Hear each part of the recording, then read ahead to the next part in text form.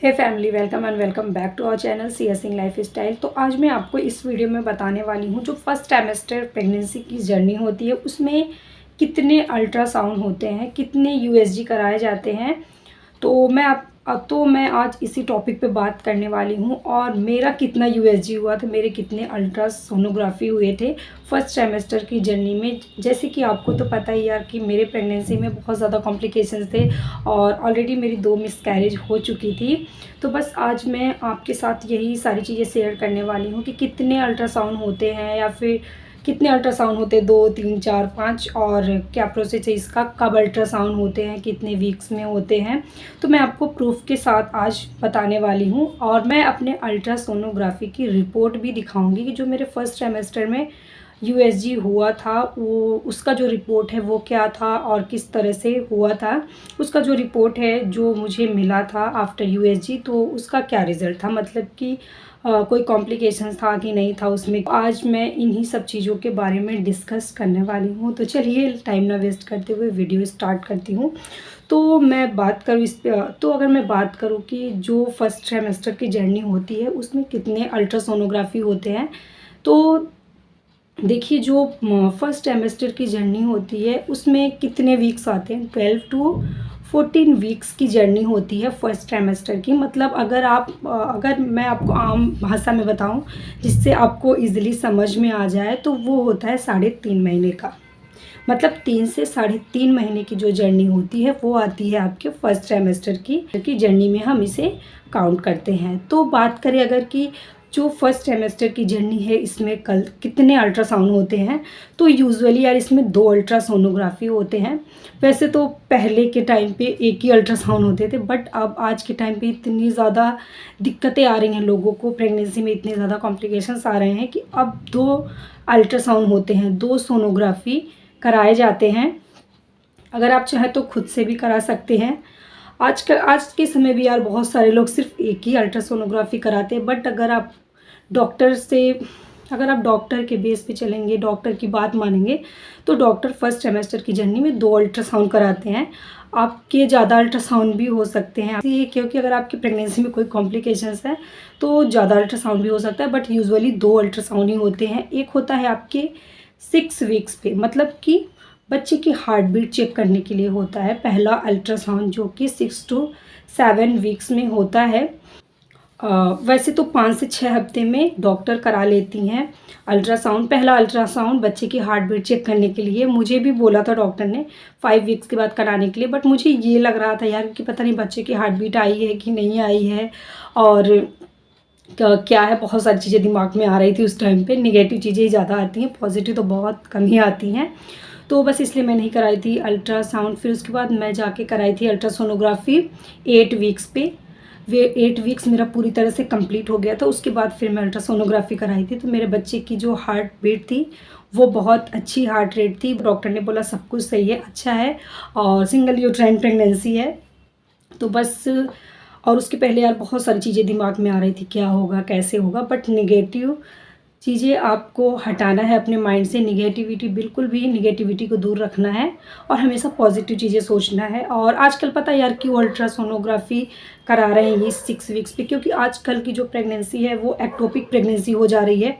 मतलब आपका जो बच्चा है वो यूट्रस में ना हो के फेलोपियन ट्यूब में होता है। तो ये सारी चीज़ें चेकआउट करने के लिए 6 वीक्स, मतलब 5 टू 6 वीक्स में अल्ट्रासोनोग्राफी कराया जाता है, जिससे आपके बच्चे की हार्ट बीट पता चल सके कि आई है कि नहीं। आजकल यार कभी कभी ऐसा हो जा रहा है कि हार्ट बीट ही नहीं आ रही है बच्चे की। तो इन्हीं सब वजह से ये सब जो सारी चीज़ें हो रही इन्हीं की वजह से 2 अल्ट्रासोनोग्राफी हो गया है फर्स्ट ट्राइमेस्टर की जर्नी में। और जो मेरा सेकेंड अल्ट्रासोनोग्राफी है यार वो हुआ था 12 वीक्स पे मैंने करा लिया था। जैसे ही मेरा 12 वीक्स कंप्लीट हुआ 2-3 दिन बाद मैंने अल्ट्रासोनोग्राफी करा लिया, क्योंकि मैं ट्रैवल करके भी गई थी। तो ये हुआ कि करा लेती हूँ अल्ट्रासोनोग्राफी, क्योंकि 3 महीने के बाद जो बच्चे के वो ऑर्गन्स हैं वो बन जाते हैं और सारी चीज़ें सही हैं कि नहीं, सब कुछ ओके है नहीं, ये सब सारी चीज़ें पता चल जाती हैं। तो जो सेकंड यूएसजी था मेरा वो हुआ था 12 वीक्स पे, मतलब 3 महीने के बाद, 3 महीने 3 दिन के बाद मैं कराई थी। तो ये सब हो गई यार बातें। ये 2 अल्ट्रासोनोग्राफी होते हैं आपकी फर्स्ट ट्राइमेस्टर की जर्नी में। तो मैं आपको अपना रिपोर्ट दिखा देती हूँ।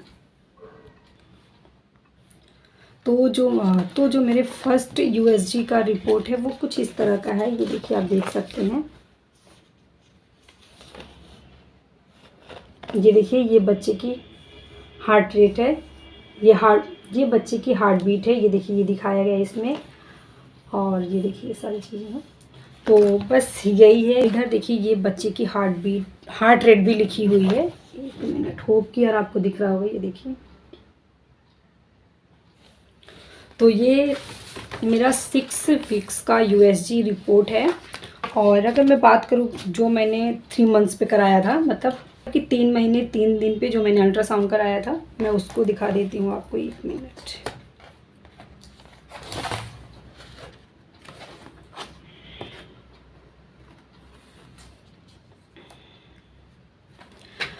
अगर यार मैं रियलिटी बताऊं तो जो मेन अल्ट्रासाउंड होता है वो 3 मंथ्स के बाद जो होता है वही सबसे मेन अल्ट्रासाउंड होता है, क्योंकि इसी में पता चलता है कि आपका बच्चा विकसित है कि नहीं पूरी तरह से, मतलब जो बच्चे के ऑर्गन्स हैं वो बन गए हैं कि नहीं बन गए हैं।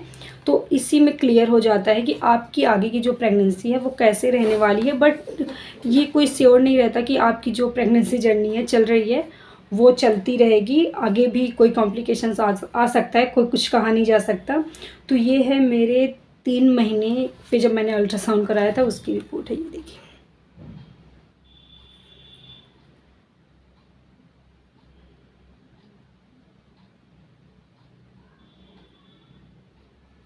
होप कि आपको अच्छे से दिखा होगा।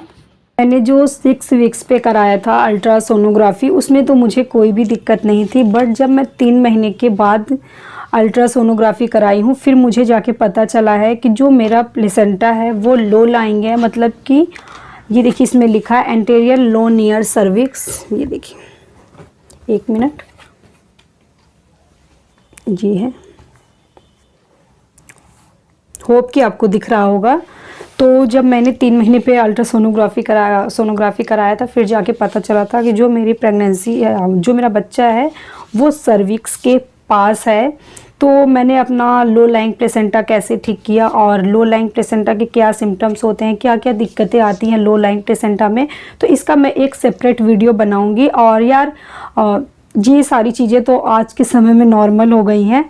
मुझे ऐसा कुछ पता नहीं था कि ये क्या होता है, मतलब मुझे कोई भी नॉलेज नहीं था कि लो लाइंग प्लेसेंटा आखिर होता क्या है। जब मैंने खुद एक्सपीरियंस किया तब फिर जाके मुझे ये सारी चीज़ें पता चली हैं। तो इसका मैं एक सेपरेट वीडियो बनाऊंगी, मे भी आपके लिए यूज़फुल हो जाए। तो मैंने आपको अपना दोनों रिपोर्ट भी दिखा दिया और सारी चीज़ें बता भी दी हैं। मे भी आपके लिए ये वीडियो यूज़फुल हो, कुछ इन्फॉर्मेशन मिली हो हमारे इस वीडियो से। तो अगर इन्फॉर्मेशन मिली हो, अगर वीडियो पसंद आया हो तो मेक श्योर वीडियो को लाइक ज़रूर कर दीजिएगा। तो चलिए, मिलती हूँ आपसे नेक्स्ट वीडियो में। तब तक के लिए बाय बाय, थैंक यू।